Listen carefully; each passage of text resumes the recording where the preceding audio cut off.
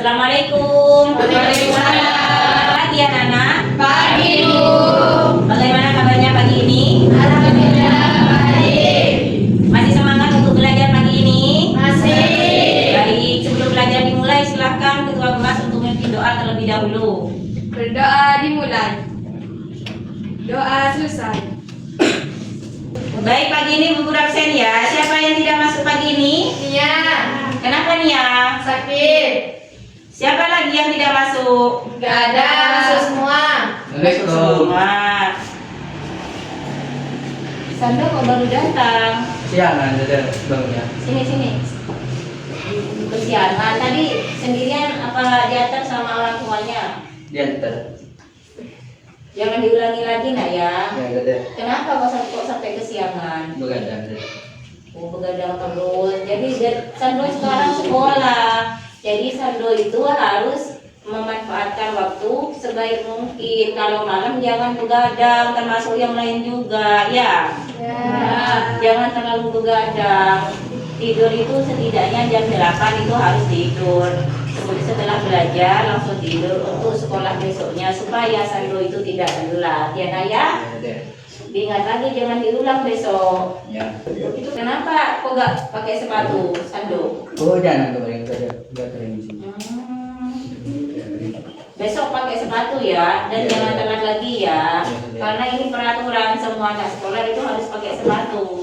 Ya. Ya. Dengarin jangan begadang lagi. Ya. Silahkan duduk dah.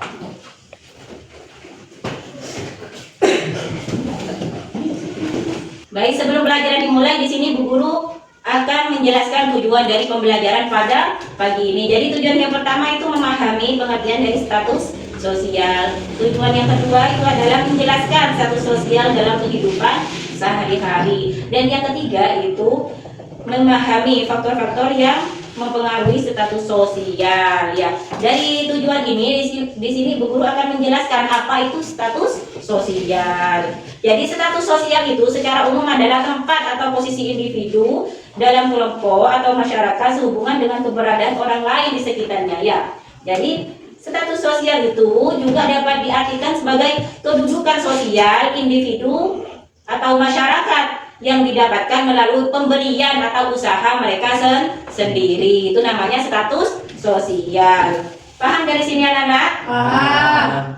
Jadi semakin tinggi status sosial dari individu itu, maka individu itu juga akan semakin mendapat penghargaan oleh masyarakat. Dari sini ada pertanyaan? Tidak ada. Jadi paham ya pengertian dari status sosial itu ya? Di sini ada beberapa faktor dari status sosial. Yang pertama, latar belakang keluarga. Misalnya kalau dari keluarga konglomerat atau keluarga yang berdarah biru, yang mereka memang orang-orang kaya, ya, atau keturunan orang-orang pejabat, lah, itu nanti anaknya juga menjadi darah biru. Misalnya dari keluarga yang kaya, ya, itu juga anaknya juga secara otomatis menjadi golongan dari orang kaya karena orang tuanya itu sudah kaya ya, atau dari keturunan kerajaan jadi anaknya juga mengikuti. Begitu juga misalnya dari keturunan yang latar belakangnya pondok atau kiai ya, jadi anaknya itu juga mengikuti, dia bisa menjadi neng dan juga gus secara otomatis lah. Di sana profesi yang didapat oleh anak dari latar belakang orang tuanya ya, karena orang tuanya di sana notabene-nya adalah Pak Kiai. Kedua itu adalah kekayaan. Kalau faktor yang kedua ini ada kekayaan. Kalau contohnya siapa di sini? Mbak Rara itu dari keluarga yang kaya raya, punya mobil 2, punya rumah 3. Nah itu kaya, setiap hari pakaiannya yang bagus-bagus lah. Secara otomatis Mbak Rara ini juga termasuk orang kaya karena Mbak Rara ini dapat dari mana keturunan kaya? Karena dari latar belakang keluarganya, gitu. Paham? Nah, faktor yang ketiga itu adalah pendidikan. Nah, pendidikan kalau orang tuanya itu berpendidikan, rata-rata anaknya juga itu pendidikannya tinggi. Terakhir adalah pekerjaan yang dimiliki. Pekerjaan itu juga menentukan dari status sosial. Kalau anaknya petani, anaknya di kalangan rendah itu menentukan, oh itu anaknya itu gitu loh sama masyarakat ya. Lah kalau anaknya pejabat, anaknya DPR itu mesti oh itu anaknya DPR gitu. Sama orang-orang masyarakat itu disanjung. Nah, berasal dari orang tua. Makanya kita harus memperbaiki diri supaya apa? Supaya keturunan kita itu dipandang baik oleh masyarakat. Kalau presiden, anaknya juga bagus, itu anaknya presiden kan mengikuti. Nah ya, itu namanya status sosial. Misalnya lagi anaknya Pak Kiai, berarti orang tuanya Pak Kiai, secara otomatis anaknya itu menjadi Neng dan Gus. Lah ini juga disungkani, bukan hanya Pak Kiai yang disungkani, anak-anak juga disungkani. Paham dari sini anak-anak? Paham. Ada yang ditanyakan dari sini? Ada. Mas Diko? Kok tidur nak? Bu, saya tadi begadang. Begadang, main apa tadi malam kok sampai begadang? Main game. Jadi sekarang ngantuk. Jangan diulangi lagi, dikurangi pakai HP-nya itu, ya Naya. Ya. Karena Mas Diko sekarang tahap belajar. Kalau main game itu dibatasi setidaknya 5 menit atau 10 menit. Jangan main game terus, jangan lupa belajar, jangan begadang terus supaya paginya tidak ngantuk. Ya, jangan diulangi lagi Naya besok ya. Ya, baik anak-anak, karena Mas Diko di sini ngantuk, di sini Bu Guru punya ice breaking dulu ya supaya anak-anak tidak ngantuk ya. Coba tepuk semangat. Semangat. Mana coba lagi suaranya yang keras biar rasa ngantuknya itu hilang ya. Coba tepuk semangat. Semangat.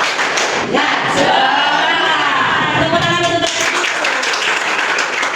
ya. Baik, dari sini ada yang ditanyakan? Ada. Kalau nggak ada yang ditanyakan, baik, di sini memberi kesimpulan. Atau ada anak-anak yang bisa memberi kesimpulan? Ada, Bu. Silakan Mbak.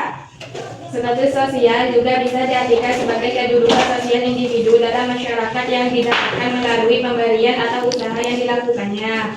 Faktor yang mempengaruhi status sosial di antara latar belakang keluarga, kekayaan, pendidikan, dan pekerjaan yang dimiliki seseorang. Terima kasih Mbak kesimpulannya. Jadi kesimpulan dari status sosial itu ada beberapa faktor. Ada faktor keluarga, ada faktor kekayaan, pendidikan, yaitu semua menjadi faktor-faktor dari status sosial. Ada yang ditanyakan dari sini sebelum Bu Guru tutup? Ada. Baik, kalau nggak ada yang ditanyakan, Bu Guru tutup ya. Bu Guru akhiri, semoga pertemuan kali ini bermanfaat untuk kita semua ya. Sekian dari Bu Guru. Wassalamualaikum warahmatullahi wabarakatuh. Waalaikumsalam warahmatullahi wabarakatuh.